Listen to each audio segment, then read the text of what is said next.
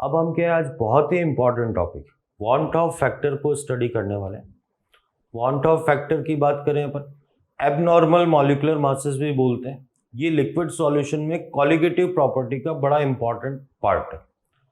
Want Hoff factor क्या है, आप सुनना मेरी बात ध्यान से। देखो क्या हुआ, कॉलिगेटिव प्रॉपर्टीज में जैसे डेल्टा टी बी बोले अपन, तो delta T B is equal to K B into M. अपन ने क्या है, किसी नॉन वॉलेटाइल सॉल्यूट के लिए एक्सपेरिमेंटल और थ्योरेटिकल वैल्यूज को चेक किया, तो बड़ा अलग अलग वैल्यूज आ रही थी। ठीक है, NaCl के लिए अलग आ रही थी, थ्योरेटिकल वैल्यू अलग आ रही थी। मतलब अपन ने एक्सपेरिमेंट करके चेक किया कि एलिवेशन कितना 2 डिग्री सेंटीग्रेड 100 से 102 होना चाहिए, पर एग्जैक्टली एक्सपेरिमेंटल रिजल्ट कितना आ रहा था 104। तो ऐसा NaCl के लिए नहीं, बहुत सारे कंपाउंड्स के लिए ये वैल्यू डिफरेंट आ रही थी। तो बात यह आई कि यार इस थ्योरी को क्या कर दें अपन, कैंसिल आउट कर दें? नहीं, साइंटिस्ट वॉन हॉफ ने क्या किया, उसने कहा सारे फॉर्मूले सही हैं, आप एक करेक्शन फैक्टर लगा दो आई। तो पहले अपन बात करते हैं एबनॉर्मल मॉलिक्यूलर मास या उन कंपाउंड्स की जिसमें ये प्रॉब्लम आ रही। तो अपन देखते हैं पहले थ्योरी क्या है अपने पास। अपन हेडिंग लिखते हैं van't Hoff factor, van't Hoff factor I, या इस हेडिंग को अपन ऐसा भी लिख रहे हैं एबनॉर्मल मॉलिक्यूलर मासेस। आप देखना क्या था, in case of solute which are dissociated or associated in solvent provide difference in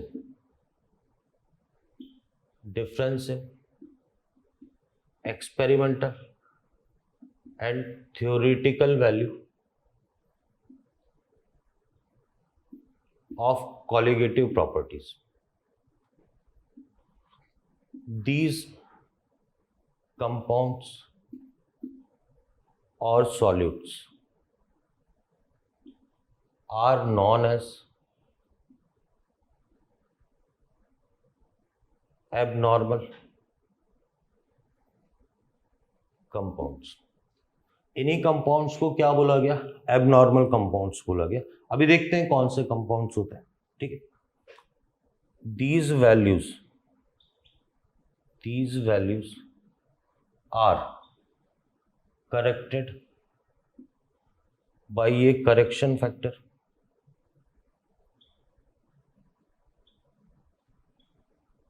which is known as want of factor।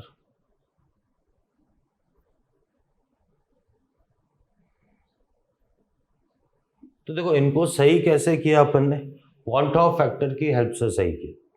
want of factor की हेल्प से सही करके अपन ने कहा इस करेक्शन फैक्टर का, आप देखो मीनिंग क्या है। इसने कहा कि जो आपके पास डेल्टा टीबी का फॉर्मूला था उसको उसने अब करेक्ट करके क्या कर दिया, IKBM कर दिया। डेल्टा TF का फॉर्मूला क्या हो गया, IKFM हो गया। पाई का फॉर्मूला क्या हो गया आपके पास, ICRT हो गया।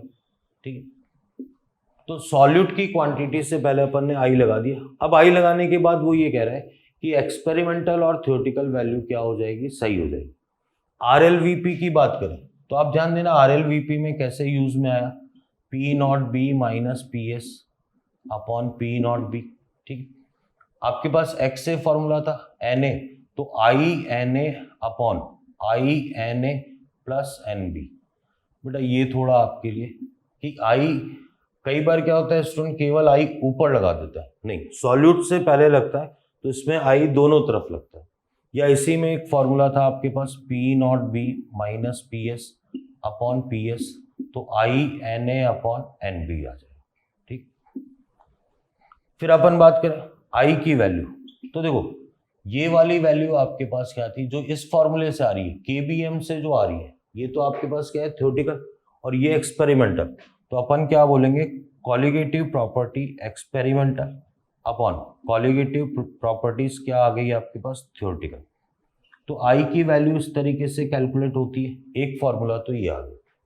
अभी तक मैंने ये देखो, मैं आई का मीनिंग, आप सुनना मेरी बात, आई कब इंट्रोड्यूस कर किया ये भी आपको समझ में नहीं आया, पर मैं ये कह रहा हूँ कुछ गड़बड़ आ रही थी, उस गड़बड़ को सही करने के लिए, इनकरेक्ट वैल्यूज को सही करने के लिए अपन ने करेक्शन फैक्टर आई इंट्रोड्यूस कर दिया।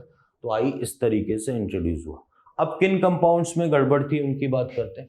तो अपन ये बोलते हैं एबनॉर्मल कंपाउंड्स। एबनॉर्मल कंपाउंड्स, देखो ये दो टाइप के कंपाउंड्स थे।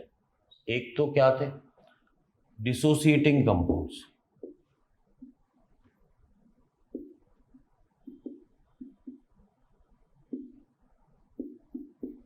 जिनका एक्वस सॉल्यूशन में डिसोसिएशन हो रहा था, जैसे NaCl, Na plus plus Cl Na2SO4 है। तो आप ध्यान दें, 2 sodium plus plus SO4 minus. मान लो कंपाउंड ये था K4FeCN6, तो इसका डिसोसिएशन कैसे हो रहा है, 4K प्लस FeCN6 माइनस 4। एक तो ये कंपाउंड थे। एक कंपाउंड होते हैं एसोसिएटिंग कंपाउंड्स।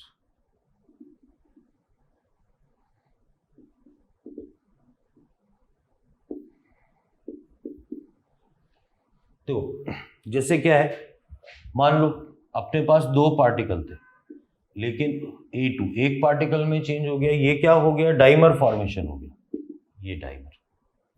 3A था, ये क्या हो गया, A3 बन गया, ये क्या हो गया, ट्राइमर फॉर्मेशन हो गया। भाई ऐसा होता है कि जो RCOOH है, ठीक है, इसके दो मॉलिक्यूल्स हैं, ये RCOOH होल ट्वाइस बन गया, तो ये क्या हो गया, डाइमर फॉर्मेशन हो गया। तो इनका क्या हो गया, एसोसिएशन हो गया।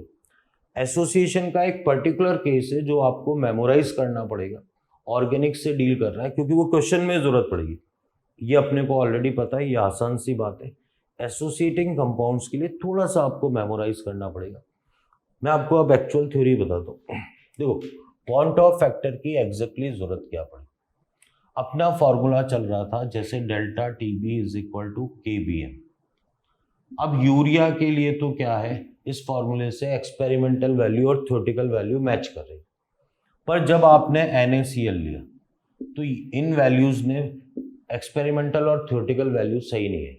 जब आपने Na2SO4 लिया, जब आपने जैसे मान लो CH3COOH को बेंजीन सॉल्वेंट के अंदर ले लिया, तो एक्सपेरिमेंटल और थ्योरेटिकल वैल्यू सही नहीं आ रही थी। अब क्या है, इसका मतलब अपन साइंस के हिसाब से देखें तो इस फॉर्मूले को कैंसिल करने की जरूरत थी, और हिस्ट्री में ऐसा हुआ भी, इसको मान्यता नहीं मिली। कहा कि भैया ये फॉर्मूले गलत है। क्यों गलत है, क्योंकि थ्योरेटिकल वैल्यू एक्सपेरिमेंटल वैल्यू से मैच नहीं करी।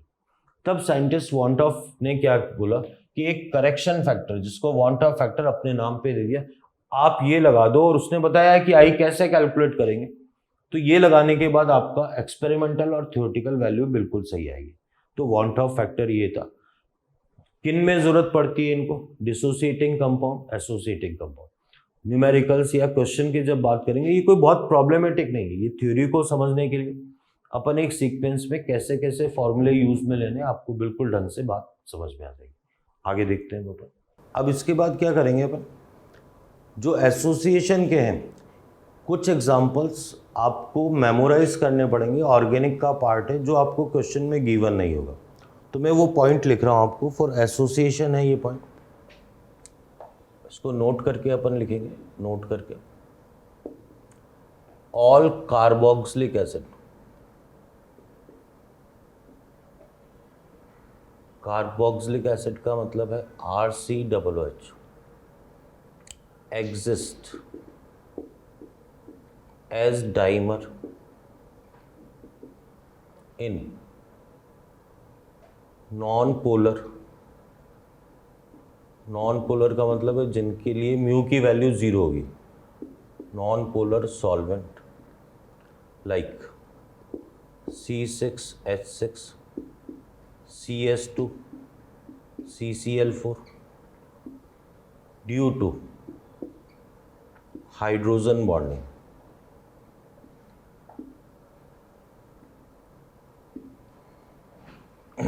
देखो एग्जांपल लेते हैं, CH3COOH इन C6H6।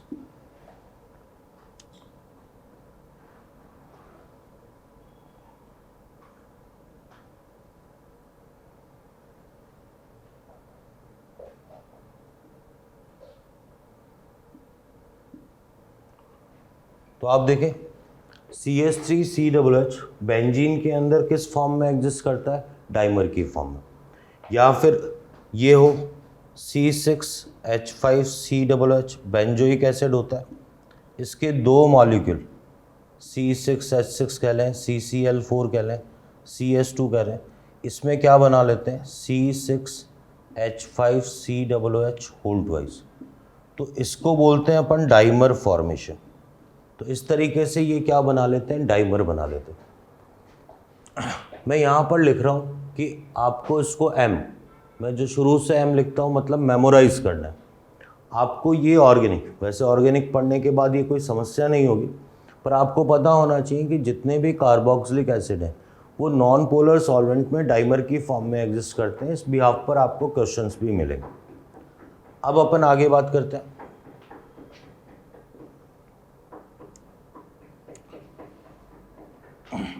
आगे देखिए, हम अपन कैलकुलेट करेंगे वांट ऑफ फैक्टर को, ठीक है।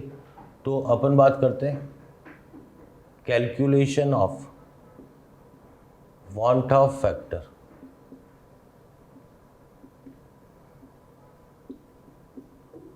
अपन आई की कैलकुलेशन कर रहे हैं। आई के लिए जो फॉर्मूले यूज में लेंगे अपन, देखो आई का एक फॉर्मूला आएगा theoretical molecular weight upon experimental molecular wait. आपको ये फॉर्मूला डायरेक्टली याद करना, ठीक है। फिर अपने पास इसको अपन ए नाम दे रहे हैं, बी नाम देते हैं फॉर डिसोसिएशन।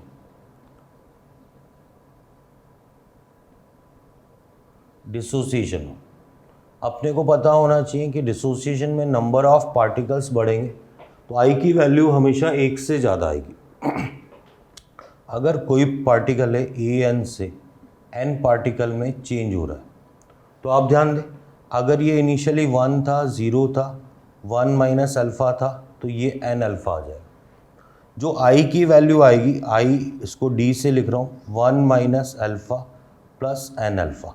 तो आपको सीधे सीधे क्या है, ये फॉर्मूला नंबर 2 आपको सीधे सीधे मेमोराइज करना है। डिसोसिएशन के लिए आपके पास आई की वैल्यू, वांट ऑफ फैक्टर की वैल्यू 1 से क्या आएगी, ज़्यादा आएगी। अब यहाँ पर बात करें अपन, तो देखो अल्फ़ा तो क्या है आपके पास, degree of dissociation, dissociation DOD बोलेंगे अपन। एन क्या है आपके पास, जितने पार्टिकल्स में वो टूटेगा। तो अब अपन ये बोलते हैं कंपाउंड क्या है, कंपाउंड, और उसके बाद एन की वैल्यू, जितने आयंस में वो टूटेगा। जैसे मान लो आप KCl लेते हो, मान लो आप K2SO4 लेते हो, मान लो आप CuSO4 लेते हो, मान लो आप CuSO4 0.5H2O लेते हो, मान लो आप Al2SO4 होल थ्राइस लेते हो, मान लो आप C6H5NH3 प्लस Cl माइनस लेते हो, मान लो आप K4FeCN होल 6 ये लेते हो, मान लिया आप लेते हो K3FeCN होल 6, आप लेते हो CaCl2। देखो जितने पार्टिकल्स में टूटेगा, K प्लस और Cl माइनस N की वैल्यू कितनी आ जाएगी, 2। 2 पोटेशियम, एक सल्फेट, कितना आ जाएगा, 3। एक कॉपर और एक सल्फेट, 2 आ जाएगा। अच्छा, जो पॉइंट हाइड्रेटेड वाटर है वो नहीं लेना है आपको, तो ये कितने पार्टिकल में टूटेगा, केवल 2 में। ये कितने में टूटेगा, 2 + 3 5 में। ये पूरा प्लस माइनस कितने में टूटेगा, 2 में।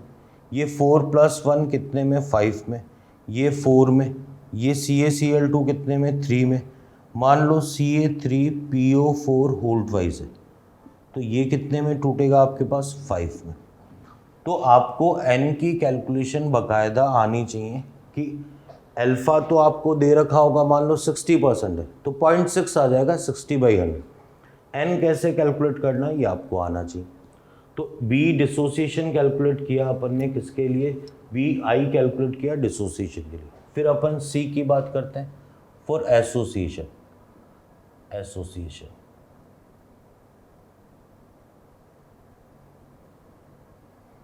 एसोसिएशन में आई की वैल्यू लेस देन 1 आई। आप देखो इसमें क्या होगा, एन ए पार्टिकल्स हैं जो कि ए एन में बदल रहे हैं, 1 0 1 माइनस अल्फा। तो स्टोइशियोमेट्री के अकॉर्डिंग अल्फा बाई 1 एन हो जाएगा। तो i is equal to total particles 1 minus alpha plus alpha by n. तो आई एसोसिएशन का ये फॉर्मूला हो जाएगा।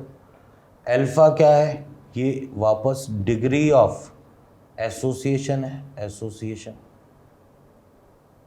अच्छा, एन क्या है ये देखो आप, एन कैसे कैलकुलेट करेंगे, अगर डाइमर फॉर्म हो रहा है तो एन की वैल्यू 2, अगर ट्राइमर फॉर्म हो रहा है तो एन की वैल्यू 3, अगर टेट्रामर फॉर्म हो रहा है तो एन की value 4 I.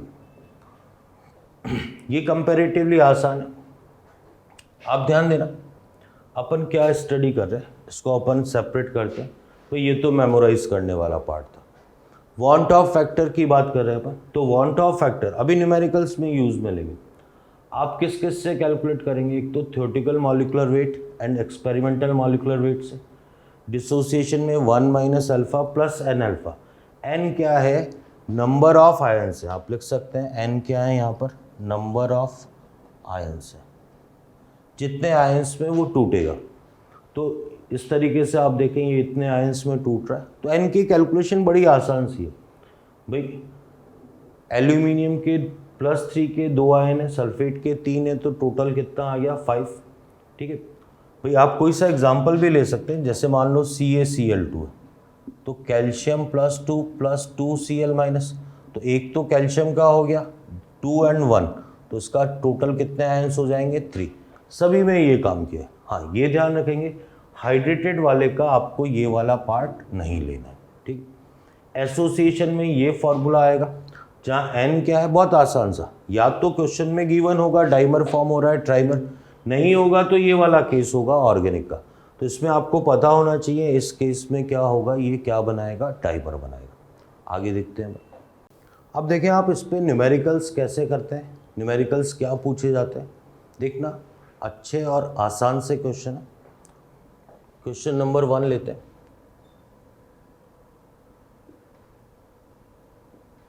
If K4FeCN whole 6 is 50% ionized, then I want of factor की वैल्यू आपको बतानी है। आप देखें सॉल्यूशन देखें, देखो आयोनाइजेशन का मतलब क्या है, डिसोसिएशन। तो आप फॉर्मूला डिसोसिएशन का लगाएंगे, तो आप देखें डिसोसिएशन का फॉर्मूला क्या लगेगा, ID is equal to 1 minus alpha plus n alpha.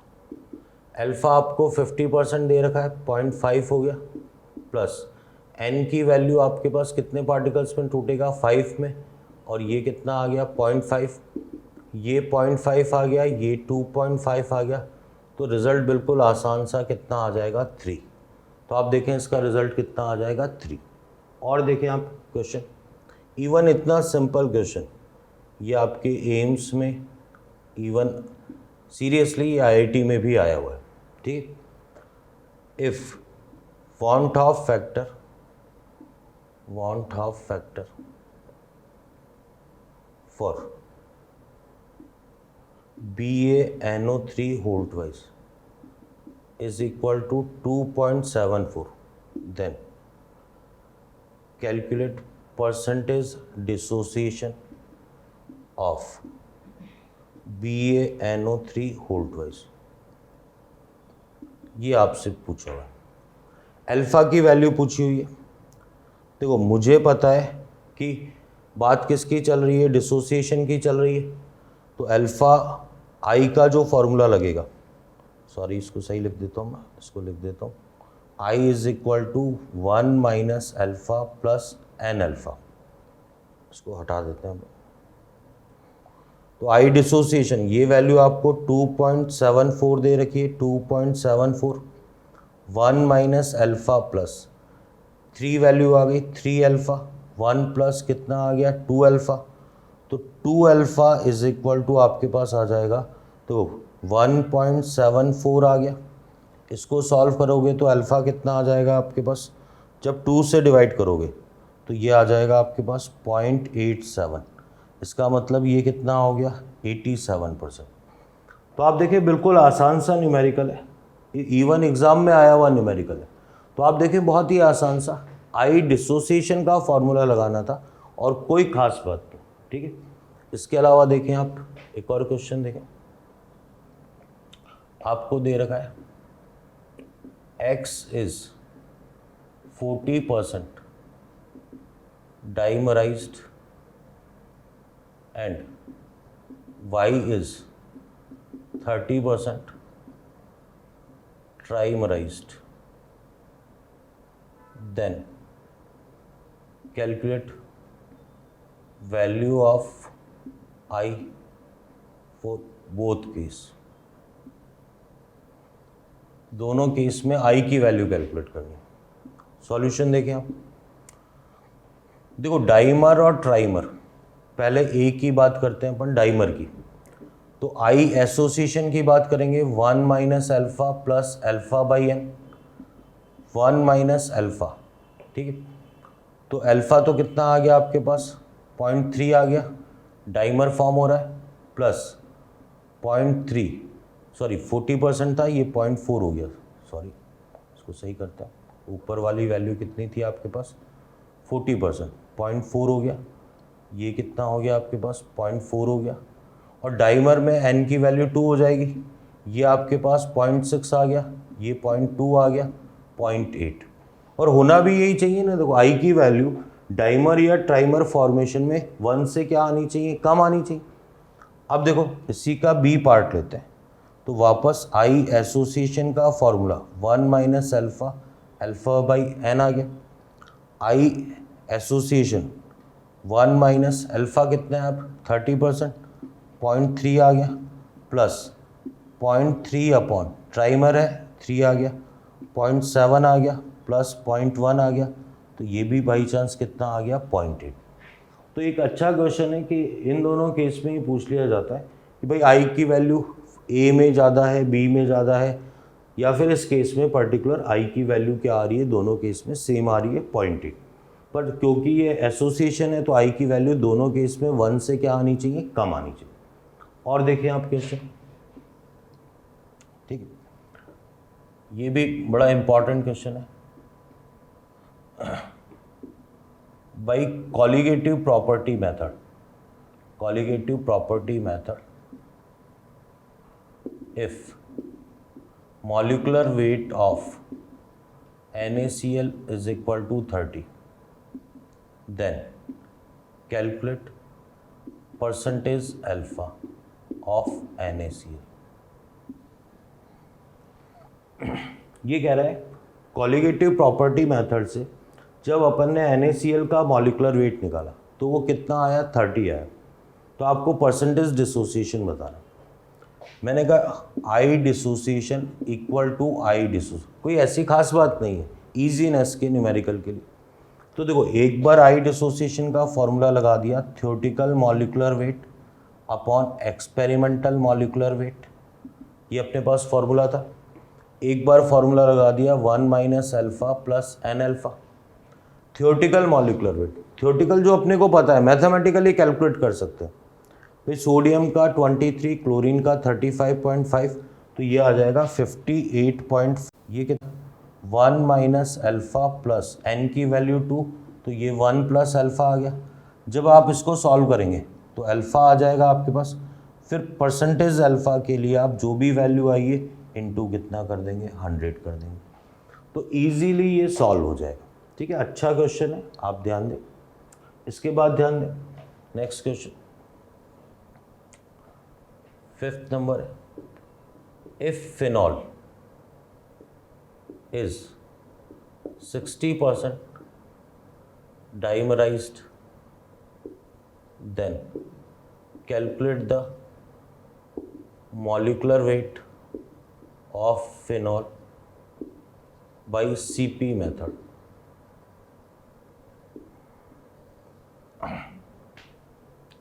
ये कह रहा है कि एक्सपेरिमेंटल वैल्यू पूछ रहा है, अगर फिनॉल 60% डाइमराइज्ड हो रहा है तो जो मॉलिकुलर वेट आएगा वो कॉलिगेटिव प्रॉपर्टी मेथड से कितना आएगा। अपन ने सॉल्यूशन की बात करी तो आप देखें सॉल्यूशन क्या है।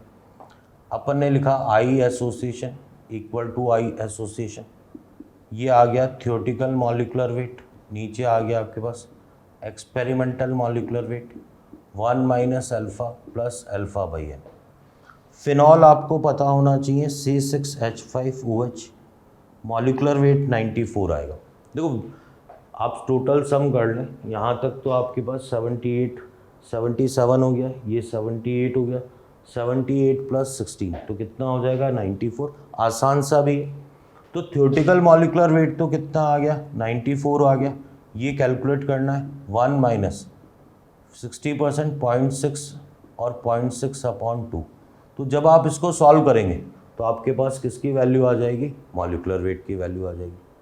तो बिल्कुल आसान सा न्यूमेरिकल है, आप देखें।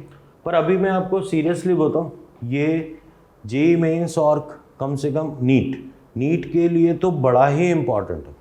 नीट में क्या ऐसे छोटे छोटे क्वेश्चन पूछे जाते हैं, चाहे 4th नंबर क्वेश्चन है, चाहे 5th नंबर क्वेश्चन है, इवन ये वाला क्वेश्चन है, ये भी बड़ा इंपॉर्टेंट क्वेश्चन है। तो ये सभी काफ़ी इंपॉर्टेंट क्वेश्चंस और आसान से भी हैं, फ्री के मार्क्स हैं, आप देख लें ध्यान से। आगे बढ़ते हैं। इसके बाद आप लोग देखें जो वांट ऑफ फैक्टर है, इस पर बड़ा ही स्पेशल टाइप आएगा क्वेश्चन में। विच one has maximum boiling point, maximum elevation in boiling point, maximum vapour pressure, maximum decrease in vapour pressure. तो आप ध्यान दें, इसके लिए अपन एक शॉर्ट ट्रिक ऑप्ट कर रहे हैं। शॉर्ट ट्रिक तो क्या है, कंसेप्चुअली बात है, ठीक है। तो अपन देखते हैं, सबसे पहले अपन इसमें लिखते हैं प्रिडिक्शन ऑफ, हेडिंग है आपके पास prediction of order of boiling point, freezing point, vapour pressure, osmotic pressure, RLVP, delta TB, delta TF। ये तो देखो जो अपने को ऑलरेडी पता है, ऑल कॉलिगेटिव प्रॉपर्टीज़ क्या होती हैं, RLVP है, डेल्टा TB है, डेल्टा TF है, ऑस्मोटिक प्रेशर है। तो ये सारी तो डायरेक्टली प्रोपोर्शनल होती हैं number of particles of solute. तो एक तो अपने को ऑलरेडी पता है, अपन सही मायनों में इसको शॉर्ट ट्रिक नहीं बोले, तो ये तो अपने को ऑलरेडी पता है, ठीक है। अब क्या आता है, इसी से शॉर्ट ट्रिक आती है, इसको केवल एक शॉर्ट ट्रिक की तरह काम में ले, शॉर्ट ट्रिक की तरह काम में ले। अपने को पता है केवल वेपर प्रेशर, केवल फ्रीजिंग पॉइंट, केवल बॉइलिंग पॉइंट, ये कॉलिगेटिव प्रॉपर्टीज़ नहीं होती हैं, ठीक है। लेकिन मैं शॉर्ट ट्रिक की बात कर रहा हूँ, इससे जो कंक्लूज़न निकलेगा उससे क्या आएगा, देखो जिसमें इंक्रीज आ रहा है TB, ये तो proportional to number of particles आ जाएगा, number of particles, no doubt particle solute के। और जिनमें डिक्रीज आ रहा है, लोवरिंग या डिप्रेशन, तो vapour pressure and freezing point, ये आप बोलोगे 1 नंबर ऑफ पार्टिकल्स। और नो डाउट ये पार्टिकल्स किसके हैं आपके पास, सॉल्यूट के हैं, सॉल्यूट। इसको 1 नंबर नाम देते हैं, इसको 2 नंबर नाम देते हैं। और नंबर ऑफ पार्टिकल्स ये किसके हैं आपके पास, सॉल्यूट के हैं, ठीक है। इनको यूज में लेते हुए क्वेश्चन सॉल्व करेंगे और अभी आपको समझ में आएगा क्वेश्चन क्या है। पहले अपन बात करें कि number of particles of solute कैसे कैलकुलेट करना। Number of particles of solute, देखो अगर मोलर सॉल्यूशन दे रखा है तो इतने मोल्स पर लीटर, और मोल आपको सीधे क्या है, नंबर ऑफ पार्टिकल्स बताते हैं, लेकिन किसके, मॉलिक्यूल्स के। तो आप ध्यान देना भाई, जैसे ये लिखा है इसने 0.1 MnACl, ठीक है। तो जो नंबर ऑफ पार्टिकल्स की बात करेंगे अपन, नंबर ऑफ पार्टिकल्स की, वो 0.1 इंटू कुछ नहीं दे रखा है तो अल्फा कितना मान लेंगे, 100%। तो 0.1 इंटू कितना आ जाएगा, 2। अगर मान लो दे रखा है 0.4 MCaCl2, तो देखो आप क्या लिखोगे, 0.4 तो एज इट इज लिख दोगे, इंटू कितने पार्टिकल्स, 3 पार्टिकल्स। आप देखो 1 M ग्लूकोज लिखा हुआ है, तो आप क्या लिखोगे, ये लिखोगे 1 इंटू ग्लूकोज नॉर्मल, तो ये 1 ही लिखोगे, ठीक। अच्छा, अब आप कहेंगे सर नॉर्मल कंपाउंड्स कौन से होते हैं, तो मैं अभी आपको बता रहा हूँ नॉर्मल कंपाउंड्स क्या होते हैं। देखो इसी कैटेगरी में अपन ये लिख लेते हैं नोट करके, ताकि आपको ये क्लियर हो जाए। नॉर्मल कंपाउंड्स जिनके लिए आई की वैल्यू कितनी होगी, 1 होगी। तो इसमें क्या होगा, जो मैक्सिमम ऑर्गेनिक जो सॉल्यूट होंगे उनके लिए आई की वैल्यू 1 होगी। जैसे मान लो यूरिया है, जैसे मान लो ग्लूकोज है, जैसे मान लो थायो यूरिया है, मान लो स्यूक्रोज है, ठीक है। जब सॉल्यूट की तरह बेंजीन काम में आ रहा है, इथाइलिन ग्लाइकोल है, CH2OH है, CH2OH है, कोई नेफ्थेलिन है, ठीक है। इन सबको नॉर्मल कंपाउंड में काउंट करोगे और आई की वैल्यू कितनी आएगी, 1। I1 आएगा, NB1 आएगा, मतलब कुल मिला के ये नॉर्मल कंपाउंड्स हैं जिनके लिए आई की वैल्यू 1 आएगी। अब मान लो आपने ये लिखा हुआ है, ठीक है, 0.2 M C6H5COOH इन C6H6, या इसने कहीं दे रखा है डाइमर फॉर्मेशन। तो देखो डाइमर जब बनेगा तो नंबर ऑफ पार्टिकल 0.2 तो एज इट इज, इतने मॉलिक्यूल्स थे, जितने मॉलिक्यूल्स थे वो आधे रह गए, क्यों, क्योंकि डाइमर फॉर्म हो गया। अगर मान लो उसने दे रखा है 10 ग्राम NaCl, अब ध्यान देना ये भी बड़ा इंपॉर्टेंट है, नंबर ऑफ पार्टिकल, ग्राम का मतलब 10 नहीं है, पहले इसको मोल में कन्वर्ट करोगे, 10/58.5, ये तो मोल आ गए, फिर ये 100% डिसोसिएशन, तो इनटू कितना हो जाएगा, 2 हो जाएगा, ठीक। तो इस तरीके से कैलकुलेट करना। तो देखो फर्स्ट में, फिफ्थ में डिफरेंस समझे, और सिक्स्थ भी समझे आप। सिक्स्थ मान लो आपको दे रखा है 10 ग्राम NaCl, ब्रैकेट में दे रखा है अल्फा 90%। तो अब आपको जो नंबर ऑफ पार्टिकल्स लेने, नंबर ऑफ पार्टिकल्स लेने, वो कैसे लोगे, 10 बाई NaCl तो कितना आ गया, 58.5, और ये जो हो रहा है 1 minus alpha plus n alpha, 1 minus तो 1 प्लस अल्फ़ा आ जाएगा, तो अल्फ़ा कितना आ जाएगा, 0.9 आ जाएगा। मतलब आप किससे मल्टीप्लाई करोगे, 1.9 से मल्टीप्लाई। हालांकि जो क्वेश्चन का मैं टाइप बता रहा हूँ उसमें इतने टिपिकल की आपको ज़रूरत नहीं पड़ेगी, मेनली फोकस करें आप फर्स्ट और फिफ्थ पे। सीधे मॉलरिटी दे रखी है, 2 से मल्टीप्लाई करना है, ग्राम में दे रखा है, पहले मोल में चेंज करके फिर 2 से मल्टीप्लाई करना है। एक फोर्थ नंबर पॉइंट पे भी बात करते हैं, तो अगर डाइमर फॉर्मेशन है, ट्राइमर होता तो 1/3 से मल्टीप्लाई कर देते। तो आप ध्यान दें, देखो ये है मेन कंसेप्ट, जितनी भी कॉलिगेटिव प्रॉपर्टीज़ हैं वो किसके प्रोपोर्शनल होंगी, number of particle of solute. तो ऑस्मोटिक प्रेशर किसके प्रोपोर्शनल होगा, number of particles of solute. Elevation in boiling point तो ये इसके, डिप्रेशन इन फ्रीजिंग पॉइंट इसके, relative lowering in vapour pressure तो इसके।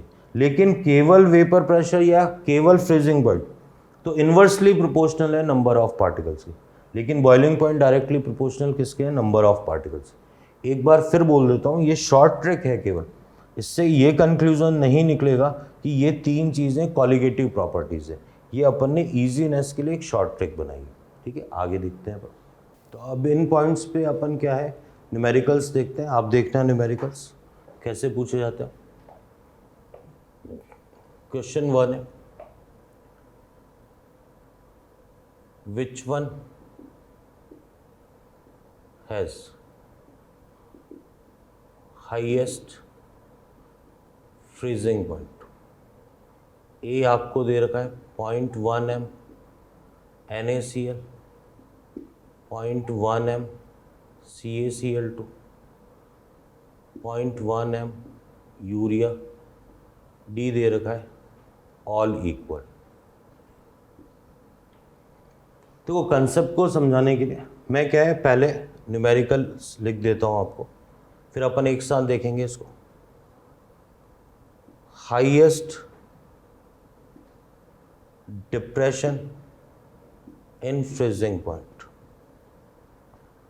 ए ऑप्शन दे रखा है 0.2 m NaCl, बी ऑप्शन दे रखा है 0.1 m AlCl3, सी ऑप्शन दे रखा है 0.2 m K2SO4, डी ऑप्शन दे रखा है ऑल इक्वल। ये ऑप्शंस दे रखे हैं आपको। यहाँ पर अपन क्या करेंगे, थोड़ा सा सॉल्यूशन के लिए अपन यहाँ पर देखेंगे। अब ध्यान दो, तीसरा दे रखा है maximum vapour pressure, A option दे रखा है 0.4 m ग्लूकोज, बी ऑप्शन दे रखा है 0.3 m यूरिया, सी ऑप्शन दे रखा है 0.1 m Al2SO4 whole thrice, D दे रखा है ऑल इक्वल।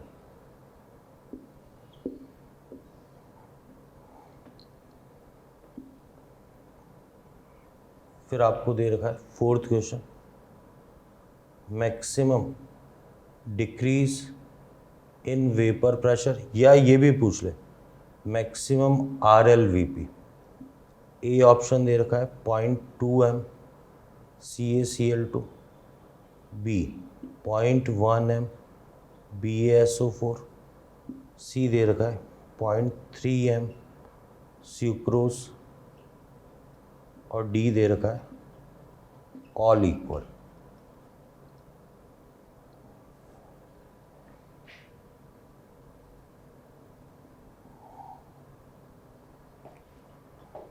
देखो अभी आप कहेंगे सर आप क्वेश्चन ही क्वेश्चन लिख रहे हैं, पर ये ठीक है, अच्छे क्वेश्चन से अभी अपन सबको ढंग से सिस्टमेटिक वे में एक्सप्लेन करेंगे।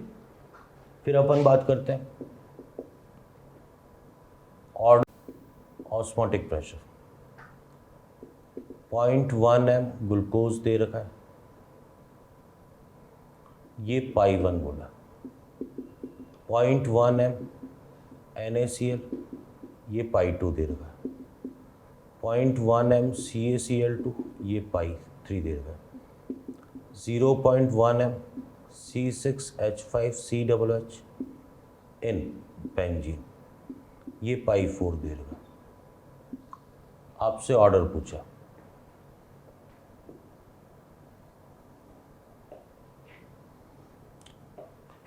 फिर देखें आपको ये क्वेश्चन दे रखा 0.1 m 0.2 m K4FeCN whole 6 is isotonic with,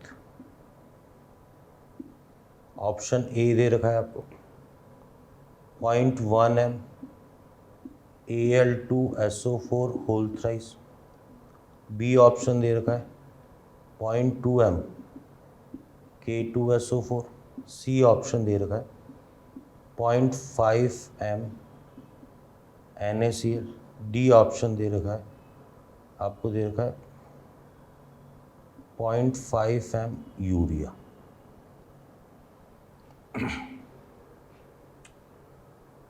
ये भी एक अच्छा क्वेश्चन है, ठीक है। अब देखो अपन देखते हैं इनके सॉल्यूशन पे। अभी मैंने 6 क्वेश्चंस लिख दिए हैं यहाँ पर, इसमें आपको सॉल्यूशन बताना है। देखो मैं आपको बताता हूँ मेन कंसेप्ट क्या लगा हुआ है। इससे पहले मैं लिख चुका था, एक बार और लिख रहा हूँ। जितनी भी कॉलिगेटिव प्रॉपर्टीज़ हैं, कॉलिगेटिव प्रॉपर्टीज़ क्या हैं?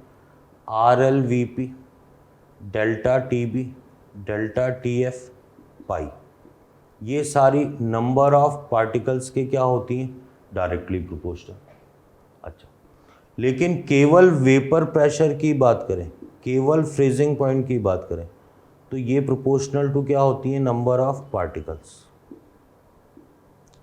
लेकिन बॉइलिंग पॉइंट की बात करें तो proportional to number of particles. तो आपको ध्यान ये देना है, केवल बॉइलिंग पॉइंट पूछा है, केवल वेपर प्रेशर पूछा है, केवल डिप्रेशन इन फ्रीजिंग पॉइंट बोला है, तो किन वर्ड्स पे वो फोकस्ड हो रहा है उस पर ध्यान देना है। एक क्वेश्चन और लिखा जा सकता है यहाँ, तो जैसे ये है मैक्सिमम बॉइलिंग पॉइंट, आपको दे रखा है 0.2 m Al2SO4 whole thrice, B दे रखा है 0.4 m यूरिया दे रखा है, सी दे रखा है 0.2 m K2SO4, डी ऑप्शन दे रखा है 1 m 2 m, ये दे रखा है। चलो इसको ऑल कर देते हैं।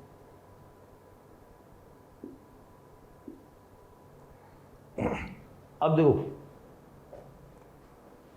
यहाँ पर मैंने बोर्ड पे 6 क्वेश्चंस लिख दिए, 7 क्वेश्चंस लिख दिए। 7 क्वेश्चंस बड़े ही इंपॉर्टेंट टाइप है, इसलिए मैं इसको आराम से आपको एक्सप्लेन कर रहा हूँ। बिल्कुल एग्ज़ाम ओरिएंटेड टाइप है, जो कि एग्ज़ाम में पूछे जाते हैं। मैंने क्या बताया, पहले आप क्या देखोगे, विच वन हैज़, इसको अपन 1 नंबर नाम देते हैं और इसको 2 नंबर नाम देते हैं। तो फ्रीजिंग पॉइंट आपके पास 2 नंबर से आ रहा है, तो सबसे पहले सॉल्यूशन के पार्ट में क्या आया कि जो फ्रीजिंग पॉइंट है वो नंबर ऑफ 1 अपॉन पार्टिकल होगा। अब पार्टिकल आप ध्यान दें, 0.1 इंटू 2 हो जाएगा, ये नंबर ऑफ पार्टिकल्स कैलकुलेट कर रहा हूँ। ये 0.1 इंटू कितना हो जाएगा 3, 0.1 इंटू 1। तो नंबर ऑफ पार्टिकल क्या होने चाहिए, मैक्सिमम के लिए मिनिमम होने चाहिए। तो मिनिमम कौन से ऑप्शन में आ रहा है, सी। तो इसका कौन सा ऑप्शन करेक्ट हो जाएगा, C option. Highest depression in freezing point, तो ये क्या पूछ रहा है, देखो importantly depression in freezing point, पता डेल्टा टी एफ, तो नंबर ऑफ पार्टिकल के डायरेक्टली प्रोपोर्शनल। पार्टिकल्स देखो आप 0.2 इंटू 2 हो गया, 0.1 इंटू 4 हो गया, 0.2 इंटू 3 हो गया। तो नंबर ऑफ पार्टिकल सबसे ज़्यादा सी ऑप्शन में आ रहे हैं, तो आपका ऑप्शन कौन सा करेक्ट हो गया, सी ऑप्शन करेक्ट। और देखिए वेपर प्रेशर, तो आप सॉल्यूशन की बात करें तो vapour pressure proportional to number of particles आ रहा है। तो पार्टिकल जिसमें कम होंगे, सबसे कम होंगे, अब देख लेते हैं 0.4 इसमें, 0.3 मतलब इंटू 1 है, 0.1 इंटू ये क्या हो गया आपके पास 5 आ गया। तो आप ध्यान दें सबसे कम पार्टिकल किस में आ रहे हैं, बी ऑप्शन में आ रहे हैं, तो आपका ऑप्शन कौन सा करेक्ट हो जाएगा, बी करेक्ट हो जाएगा। ठीक है, नेक्स्ट क्वेश्चन पे ध्यान दें अपन। तो ये है maximum decrease in vapour pressure. देखो डिक्रीज इन वेपर प्रेशर पूछा है, तो मैं ये बोलता हूँ डिक्रीज इन वेपर प्रेशर। तो RLVP पूछा गया है, proportional to number of particles आ गया, जिसमें पार्टिकल सबसे ज़्यादा होंगे। पहले वाले में कितने आ रहे हैं, 0.2 इंटू 3 आ रहे हैं, 0.1 इंटू कितने आ रहे हैं 2 आ रहे हैं, 0.3 इंटू 1 आ रहे हैं। सबसे ज़्यादा किस में आ गए, ए ऑप्शन में। तो आपका कौन सा ऑप्शन करेक्ट हो जाएगा, ए ऑप्शन करेक्ट। खास बात आप ध्यान दें, आपको देखना वो लास्ट में जो है फ्रीजिंग पॉइंट इनवर्सली प्रोपोर्शनल, लेकिन depression in freezing point directly proportional. Vapour pressure inversely proportional. Relative lowering in vapour pressure directly proportional. Osmotic pressure, ये नंबर ऑफ पार्टिकल्स के, भाई मुझे पता है pi proportional to number of particles होगा। तो अब पार्टिकल्स देखते हैं, 0.1 इंटू 1, 0.1 इंटू 2, 0.1 इंटू 3। अब बड़ा इंपॉर्टेंट, ये आपको मेमोराइज होना चाहिए, आपको पता होना चाहिए जितने भी कार्बोक्सिलिक एसिड है वो नॉन पोलर सॉल्वेंट में किस फॉर्म में एग्जिस्ट करेंगे, ये क्या बनाएगा, डाइमर बनाएगा। तो डाइमर बनाने के केस में ये क्या हो जाएगा, 0.1 इंटू 1/2 हो जाएगा, 0.1। तो अब आप देखो π1 सबसे बड़ी वैल्यू, चलो सबसे पहले छोटी वैल्यू ले लेते हैं। तो सबसे छोटी वैल्यू तो ये आ गई π4, फिर उसके बाद π1 आ गई, फिर उसके बाद क्या आ गई आपके पास π2 आ गई, और सबसे बड़ी वैल्यू क्या आ गई π3। तो यही आपका आंसर है। आप देखें ऑर्डर क्या हो गया, सबसे छोटा कौन सा हो गया, पाई 4, फिर कौन सा हो गया, पाई 1, फिर पाई 2, फिर पाई 3। तो ये आपका ऑर्डर हो जाएगा। और मैं इसको ढंग से लिख देता हूँ यहाँ पर, इस रिज़ल्ट को मैं ढंग से लिख देता हूँ, ये मेमोराइज लिखा था मैंने। तो फाइनली रिजल्ट आया मेरे पास पाई 4, पाई 1, पाई 2 एंड पाई 3। तो ये रिजल्ट आ जाएगा। ठीक, तो जब सेम नंबर ऑफ पार्टिकल्स की बात करेंगे तो अपन पार्टिकल्स देख लेते हैं। तो इसके पार्टिकल कितने हैं, देखो इसके पार्टिकल कितने हैं, 0.2 इंटू 5, 1 पार्टिकल है। अब 1 पार्टिकल किस में आ रहा है, पहले वाले में कितना आ रहा है, 0.1 इंटू 5 आ रहा है पहले वाले में। दूसरे वाले में कितना आ रहा है, 0.2 इंटू 3। तीसरे वाले में 0.5 इंटू 2, ये 0.5 आ रहा है। तो ये वाला सेम आ रहा है रिजल्ट, इसका मतलब ऑप्शन कौन सा करेक्ट हो जाएगा, सी ऑप्शन करेक्ट हो जाएगा। देखो मेन कंसेप्ट क्या है, काफ़ी अच्छे क्वेश्चंस, ठीक है, एग्जाम ओरिएंटेड क्वेश्चंस हैं ये सारे ही क्वेश्चन, बड़े ही इंपॉर्टेंट है सारे ही क्वेश्चन, ठीक है, बड़ा ही इंपॉर्टेंट पॉइंट है, ठीक है, जो कि आपसे ऑर्डर की फॉर्म में पूछा जाता है और इसी में आगे कंटिन्यूस करेंगे अपन क्वेश्चन। तो मेनली जो पूछा जाता है, किस तरीके से पूछा जाता है, आप ध्यान से देखें। आपको ये क्लियर होना चाहिए कि फ्रीजिंग पॉइंट पूछा गया है या डिक्रीज इन फ्रीजिंग पॉइंट और depression in freezing point. Vapour pressure पूछा गया है या डिक्रीज इन वेपर प्रेशर और रिलेटिव लोवरिंग इन वेपर प्रेशर, उस बिहाफ पर आप डिसाइड करेंगे। एंड नंबर ऑफ पार्टिकल कैसे डिसाइड करना है, ये वाला डाइमर का केस, ये आपको ध्यान रखना है, ठीक है, इस तरीके से आपको सॉल्व करना है। हाँ, इसी कॉन्टिन्यूटी में अपन 2 न्यूमेरिकल्स और करेंगे जो कि बड़े इंपॉर्टेंट है। आप देखें ये 2 न्यूमेरिकल्स क्या हैं, आपको क्वेश्चन ये दे रखा है,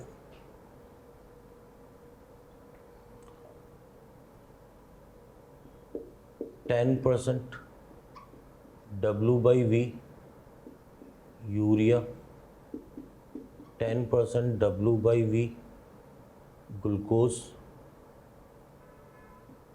10% W/V सुक्रोज। ऑस्मोटिक प्रेशर दे रखा है आपको पाई 1, पाई 2 and pi 3।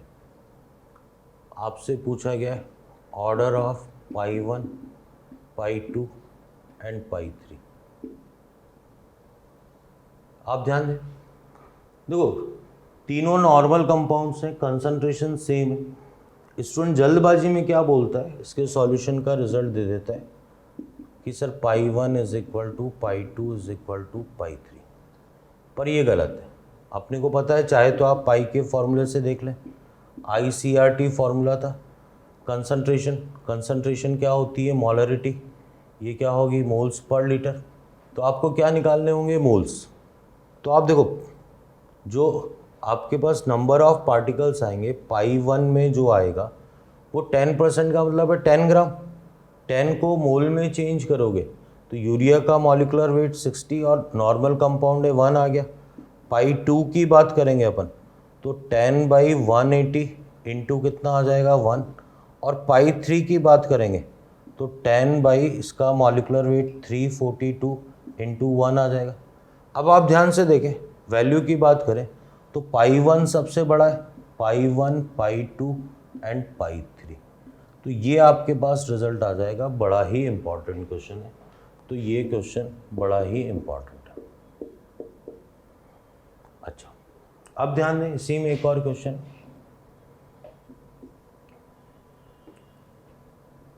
Calculate the molecular weight of benzoic acid by colligative, ये लिखा हुआ है colligative property method if as a solvent C6H6 is used. A option दे रखा है 122, B 244, सी दे रखा है आपको 2 इंटू 244 और डी ऑप्शन दे रखा है 122/2। बहुत अच्छा क्वेश्चन और इम्पॉर्टेंट भी है, आप ध्यान देना क्वेश्चन क्या है। देखो पहली बात तो अपने को क्या है, C6H5COOH का बेंजीन में, C6H6COOH बेंजीन सॉल्वेंट में डाइमर फॉर्म कर लेगा C6H5COOH होल ट्वाइस। ये मेमोराइज होना चाहिए। दूसरा, अगर डाइमराइजेशन नहीं दे रखा है तो अल्फ़ा कितना मान लेंगे अपन, 100%। तो अब आप ध्यान देना, मैंने आई एसोसिएशन एक ले लिया थ्योरेटिकल मॉलिक्यूलर वेट, एक मैंने ले लिया experimental molecular weight. I association 1 minus alpha plus alpha by n ले लिया। अब आप समझना, तो आप कहेंगे सर मॉलिक्यूलर वेट, भाई थ्योरेटिकल मैथमेटिकली तो अपन सम करके कैलकुलेट कर ही सकते हैं, इसका मतलब ये कौन सा पूछ रहा है, एक्सपेरिमेंटल। तो थ्योरेटिकल इन सब का सम करोगे तो ये तो 122 आ जाएगा। ये कैलकुलेट करना है, 1 माइनस अल्फ़ा 1 प्लस 1/2 हो गया, तो ये 1/2 आ गया। m इधर जाएगा तो m इज इक्वल टू 244 आ जाएगा। यही इसका रिजल्ट है और बड़ा ही इम्पॉर्टेंट क्वेश्चन है। आप देख लें ये बात, ढंग से समझ लें इस बात को, तो एक अच्छा क्वेश्चन है। आगे अब अपन क्या है कि कॉलिगेटिव प्रॉपर्टीज़ पे न्यूमेरिकल्स करेंगे। आप सभी ध्यान दें, मैंने जब कॉलिगेटिव प्रॉपर्टीज़ को थ्योरेटिकल वे में बताया था तो साथ में न्यूमेरिकल क्यों नहीं करे, क्योंकि वांट ऑफ फैक्टर इंट्रोड्यूस ही नहीं हुआ था। सही मायनों में आपको एक ही फॉर्मूला याद रखना है, दो अलग अलग फॉर्मूले याद नहीं करने पड़े, और वास्तव में एज ए स्टूडेंट आप लोगों के लिए ये तरीका आसान रहेगा। तो अपन हेडिंग डालते हैं, न्यूमेरिकल्स ऑन कॉलिगेटिव प्रॉपर्टीज़। तो अपन देखते हैं, हेडिंग है आपके पास न्यूमेरिकल्स ऑन कॉलिगेटिव प्रॉपर्टीज़। तो कॉलिगेटिव प्रॉपर्टीज़ पे न्यूमेरिकल की बात कर रहे हैं। पहले अपन दो एक साथ कवर करेंगे। आपके पास है एक तो बॉइलिंग पॉइंट पे और एक फ्रीजिंग पॉइंट पे, ठीक है। जो फॉर्मूला अपन यूज़ में लेंगे, अपने को पता है delta T B is equal to क्या होता है, IKBM। सारी बात कर लेते हैं यहाँ पर। डेल्टा टी बी को अपन क्या बोलते हैं, एलिवेशन इन बॉइलिंग पॉइंट। ये आपके पास एलिवेशन इन बॉइलिंग पॉइंट है, ये पहला। आई डिसोसिएशन अपने पास आएगा 1 minus alpha plus n alpha, ये एक और फॉर्मूला आ गया। आई एसोसिएशन अपन सही लिखते हैं इसको, ये आपके पास आएगा आई एसोसिएशन। तो आई एसोसिएशन की बात करें 1 minus alpha plus alpha by n आ जाए। KB की बात करें तो ये है आपके पास मोलल एलिवेशन कांस्टेंट। आपको याद करना पड़ेगा कि KB की value for water 0.51 kelvin molality inverse. M आपके पास क्या होता है, मोलैलिटी होता है। तो मोलैलिटी जिसका फॉर्मूला है ग्राम अपॉन मॉलिक्यूलर वेट, ये तो आपके पास सॉल्यूट के होंगे, और जो kg आएगा वो किसका आएगा, सॉल्वेंट का। तो ये फॉर्मूला भी आपको ध्यान रखना है, ठीक है। ये मोलैलिटी हो गया आपके पास। अब ध्यान दें, आपको पता होना चाहिए कि जो बॉइलिंग पॉइंट है प्योर वाटर का, वो आपके पास कितना है, 100 डिग्री सेंटीग्रेड। समझना मेरी बात, अगर डेल्टा टी बी आपके पास आया 2 डिग्री सेंटीग्रेड, वैसे 2 डिग्री सेंटीग्रेड या 2 केल्विन, आप इस बात पे ध्यान दें, टेम्परेचर डिफरेंस हमेशा क्या होता है, सेम होता है। Temperature difference degree centigrade and kelvin में। तो आपके पास जो TB डैश की वैल्यू आएगी, आप समझना है इस बात को, भाई डेल्टा TB का मीनिंग क्या है, मतलब नया बॉइलिंग पॉइंट इस वैल्यू से इंक्रीज हो गया। प्योर का कितना था, 100 डिग्री सेंटीग्रेड था, तो 100 प्लस 2 102 डिग्री सेंटीग्रेड आ जाएगा। अगर इसको केल्विन में बदलना है तो 102 प्लस 273, ये रिजल्ट आपके पास किस में आ जाएगा, केल्विन में आ जाएगा, ठीक है। सिमिलर कंसेप्ट आपके पास लगेगा इसी में, B इसको अपन A बोल देते हैं, इसको A बोल देते हैं B। Delta TF is equal to IKFM, ये फॉर्मूला लगेगा। आई एसोसिएशन का फॉर्मूला पता होना चाहिए आपको, 1 minus alpha plus alpha by n, ये एसोसिएशन का फॉर्मूला। के एफ को क्रायोस्कोपिक कांस्टेंट या मोलर डिप्रेशन कांस्टेंट बोलते हैं, डिप्रेशन कांस्टेंट। और आपको के एफ की वैल्यू वाटर के लिए याद करनी पड़ेगी 1.86 केल्विन एंड मोलैलिटी इनवर्स, ठीक है। तो ये वाली वैल्यू आप मेमोराइज करेंगे, एम लिखने का मतलब, ये वाली वैल्यू भी आप क्या करेंगे, मेमोराइज करेंगे, एम लिखने का मतलब। तो ये वैल्यू आपको याद करनी। अब ध्यान दें फ्रीजिंग पॉइंट के बारे में क्या है। अपना जो फ्रीजिंग पॉइंट है वो आपके पास कितना है, 0 डिग्री सेंटीग्रेड है। अब मान लिया डेल्टा टी एफ की value 1.2 degree centigrade, 1.2 degree centigrade या 1.2 केल्विन सेम ही बात है। जो नया फ्रीजिंग पॉइंट आएगा वो आपके पास कितना आ जाएगा, 0 degree centigrade minus 1.2 degree centigrade, तो ये आ जाएगा माइनस 1.2 डिग्री सेंटीग्रेड। तो नया फ्रीजिंग पॉइंट ये आ गया आपके पास टी एफ डैश, इसको टी बी डैश लिखा था, ये टी एफ डैश। अगर आप इसको केल्विन में चेंज करना चाहते हैं तो T F dash minus 1.2 plus 273, ये रिज़ल्ट किस में आ जाएगा, केल्विन में। हाँ, तो आप देखिए मेनली जो इसमें मैं आपको एक्सप्लेन कर रहा था वो ये था कि जैसे मान लो आपके पास क्या है, वाटर के अंदर ग्लूकोज डाला, ग्लूकोज डालने से बॉइलिंग पॉइंट इंक्रीज हो गया। प्योर वाटर का बॉइलिंग पॉइंट कितना था, 100 डिग्री सेंटीग्रेड, इंक्रीज हुआ 2 डिग्री सेंटीग्रेड, तो नया कितना हो गया, 102 डिग्री सेंटीग्रेड। यही अपने को कैलकुलेट करना। फ्रीजिंग पॉइंट का भी यही मीनिंग। भाई प्योर वाटर का कितना था, 0 डिग्री सेंटीग्रेड, आपने क्या मिला दिया इसके अंदर, glucose. Delta T F 1 degree centigrade आया, मतलब 1 से कम हो गया, तो नया कितना आया, -1 डिग्री सेंटीग्रेड। ये भी आंसर सही है। या इसको केल्विन में बदलेंगे तो प्लस 273 कर देंगे तो वो रिजल्ट केल्विन में आ जाएगा। बाकी सारी बात आपको न्यूमेरिकल से बेटर समझ में आएगी। आगे देखते हैं। तो अपन इस पे देखते हैं न्यूमेरिकल्स कैसे पूछे जाते हैं। आप ध्यान दें, ये है आपके पास, if 6 gram urea is present in 100 gram water, then calculate boiling point and freezing point of solution। आपको दे रखा है, पर ये ज़रूरी नहीं है के बी के एफ दे रखा हो। 0.5 के एफ की वैल्यू दे रखी है 1.86। फिर बोल रहा हूँ ये ज़रूरी नहीं है कि आपको दे रखा हो। वाटर के लिए ये वैल्यू आपको याद होनी चाहिए, मेमोराइज होनी चाहिए। आप देखें सॉल्यूशन, देखें आप, देखो मैंने क्या किया, मुझे पता है कि सबसे पहला काम मैं बॉइलिंग पॉइंट की बात करता हूँ, तो मैंने delta T B is equal to i K B M formula लगा दिया। आई की वैल्यू, क्योंकि यूरिया है नॉर्मल कंपाउंड है, 1 आ जाएगा। के बी की वैल्यू 0.5 आ गई।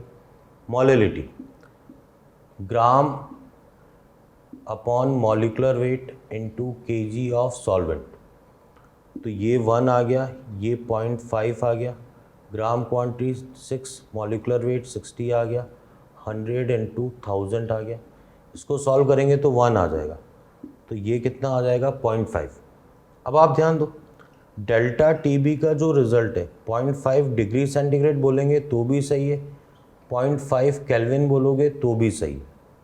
तो जो नया टी बी डैश आएगा वो 100 प्लस 0.5 डिग्री सेंटीग्रेड, तो 100.5 डिग्री सेंटीग्रेड। अगर इसको केल्विन में चेंज करना है तो 100.5 प्लस 273, ये रिज़ल्ट किस में आ जाएगा, केल्विन में। तो देखो ये रिज़ल्ट है, रिज़ल्ट की रिपोर्टिंग आपको आनी चाहिए डिग्री सेंटीग्रेड और केल्विन में कैसे करनी है, और क्वेश्चन इस तरीके से सॉल्व किया जाए।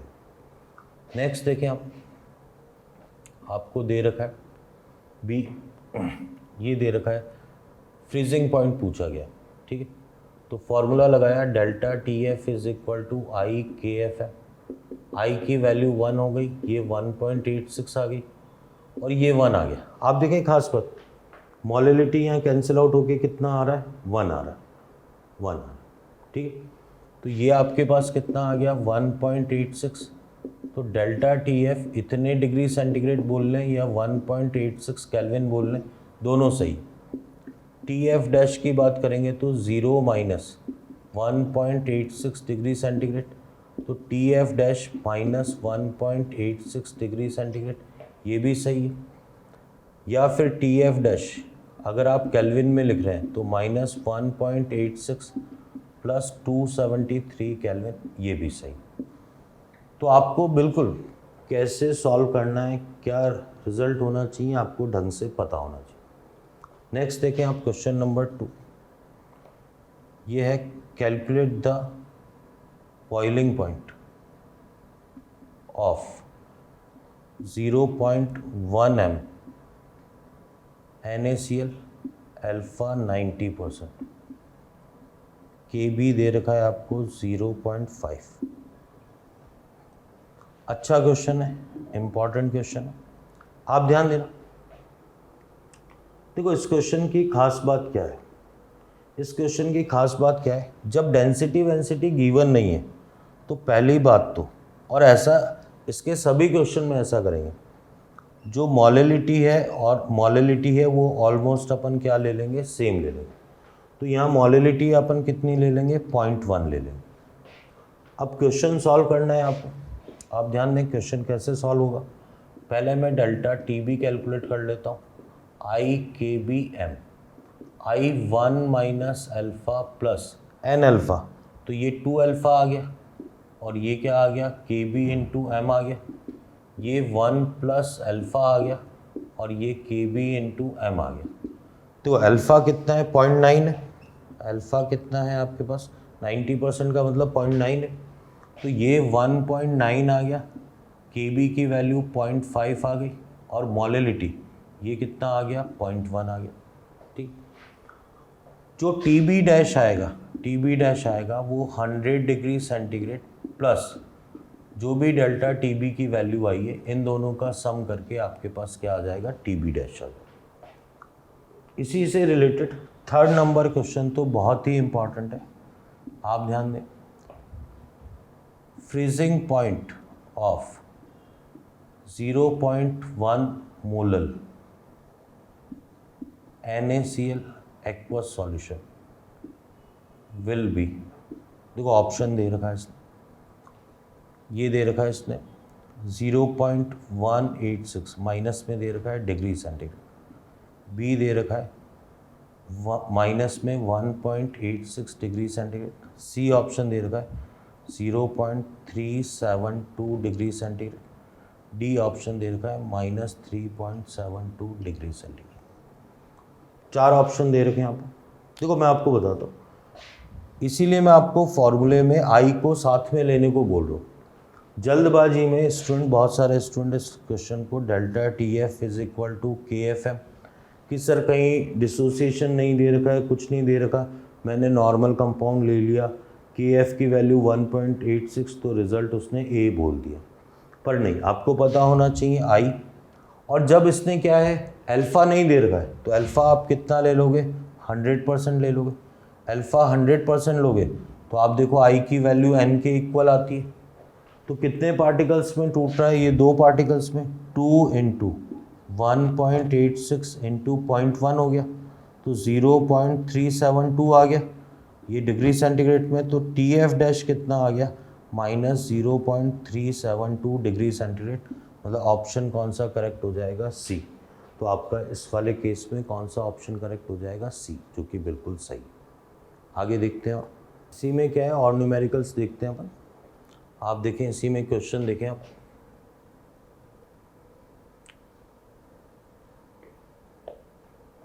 How many grams of ethylene glycol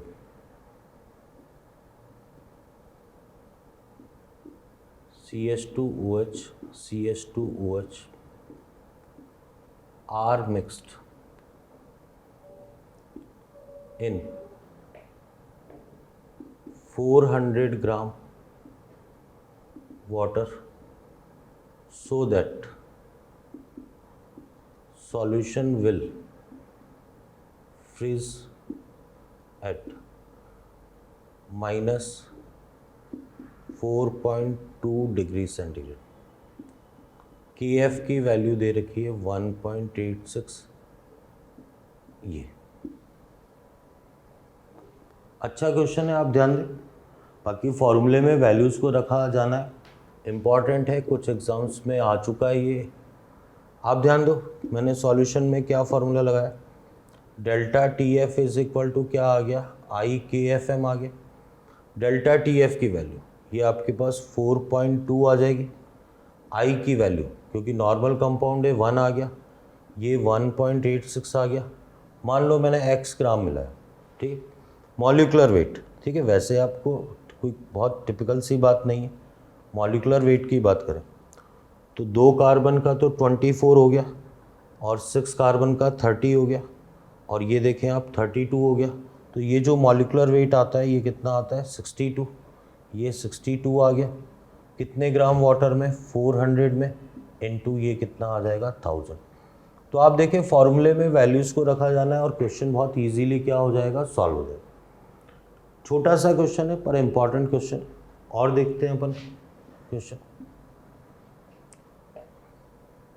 ये भी इम्पॉर्टेंट क्वेश्चन आपको दे रखा है। 0.01 molar complex compound has TF means freezing point equal to, ये आपको दे रखा है -5.4 डिग्री सेंटीग्रेड। देन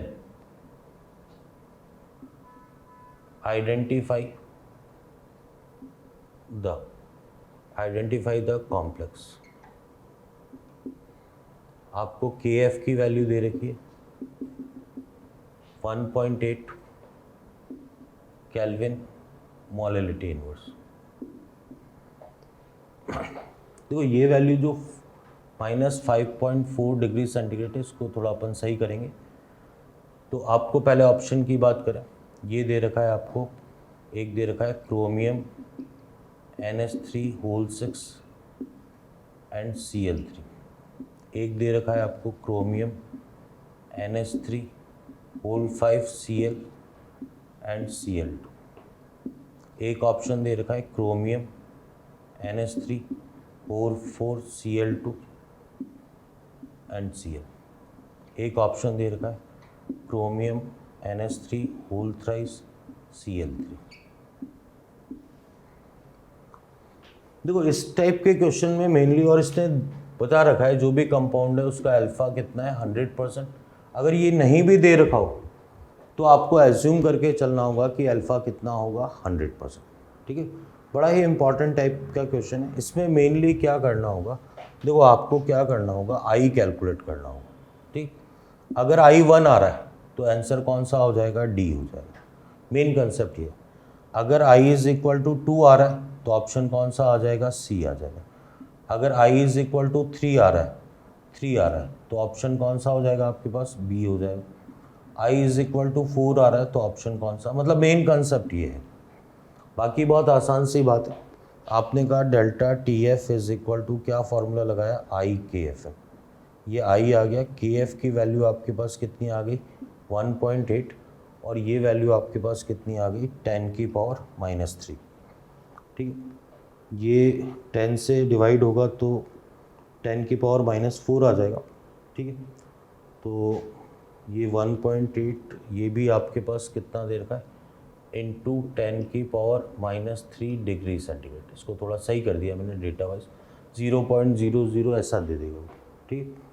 तो अब ध्यान दें, ये वैल्यू आपके पास आ गई 5.4 इंटू 10⁻⁻3। ये कैंसिल आउट हुआ, ये कैंसिल आउट हुआ, एनी हाउ I की वैल्यू आपके पास कितनी आ गई, 3 आ गई। जब I की वैल्यू 3 आ गई, इसको और बेटर कर देते हैं। ये आपके पास आना चाहिए 10 की पावर -3 आना चाहिए ना 5 के बाद। तो इस वैल्यू को फ्रीजिंग पॉइंट को -0.0054 ये डिग्री सेंटीग्रेड ये दे रहा। ठीक, अब देखो आप इसको लिखोगे तो 5.4 इंटू 10 की पावर -3 लिख सकते हो, मतलब वैल्यू कुछ ऐसी गिवन होगी, थोड़ा फिजिबल बना दिया। आप मेन कंसेप्ट समझे, बड़ा इंपॉर्टेंट क्वेश्चन है, आप इसमें उलझे नहीं। ये क्या लिख रहा हूँ मैं, तो क्वेश्चन बनाने के लिए ऐसा लिख रहा हूँ। मेन कंसेप्ट क्या है, जब भी आपसे कॉम्प्लेक्स आइडेंटिफाई करने को पूछा जाएगा तो आपको आई कैलकुलेट करना होगा। और आप देखो इसमें क्या होगा, ये कितने पार्टिकल्स में 4 में टूटेगा तो आई की वैल्यू 4, आई की वैल्यू कितनी आ गई 3 आ गई, 2 आ गई, 1 आ गई। तो अब आप ध्यान दें अपना इस समय रिजल्ट कितना आ रहा है I3 आने का मतलब आपके पास कौन सा ऑप्शन आ गया, बी ऑप्शन। तो इसका रिजल्ट कौन सा आ जाएगा, बी ऑप्शन। ठीक, सिमिलरली एक और क्वेश्चन है आपके पास, बड़ा ही इंपॉर्टेंट क्वेश्चन। ये क्वेश्चन बोलता है how many gram of ice is separated when 10 gram urea is mixed in 400 gram water and solution is cooled to -10 degree centigrade. KF की वैल्यू आपको 1.8 दे रही है। देखो काफ़ी अच्छा क्वेश्चन है ये भी, अगर आप मेरे से पूछेंगे तो ये बड़ा ही इंपॉर्टेंट क्वेश्चन है। इसको कैसे सॉल्व करना है आप ध्यान देना। मैंने मान लिया कि -10 डिग्री सेंटीग्रेड पर let x gram ice is separated, तो जो रिमेनिंग वाटर होगा, अगर इतना आइस की फॉर्म में निकल गया तो रिमेनिंग वाटर कितना आ गया आपके पास, 400 माइनस x ग्राम। तो अब जो वाटर की क्वांटिटी लेनी होगी वो आपको कितनी लेनी होगी, 400 माइनस x ग्राम। बस यही खास बात। अपन ने कहा delta TF is equal to, formula क्या लगाया, IKFM लगाया। डेल्टा TF आपके पास कितना आ गया 10, आई की वैल्यू यूरिया के लिए 1 आ गया, ये 1.8 आ गया। आप ध्यान दें कितने ग्राम है, 10 ग्राम यूरिया है, मॉलिकुलर वेट 60 आ गया। ये कितना आ गया आपके पास, अगर x ग्राम आइस निकल गई तो रिमेनिंग वाटर कितना बचा, 400 माइनस x, ऊपर कितना आ जाएगा 1000। जब आप इसको सॉल्व करेंगे तो आपके पास किसकी वैल्यू आ जाएगी, x की। तो अभी जो बोर्ड पे लिखे हुए हैं, मैं सीरियसली बता रहा हूँ आपको, तीनों ही बड़े ही एग्ज़ाम ओरिएंटेड क्वेश्चन है और बहुत ही इंपॉर्टेंट है। तो इनको फोकस करेंगे आप, ध्यान देंगे इनको।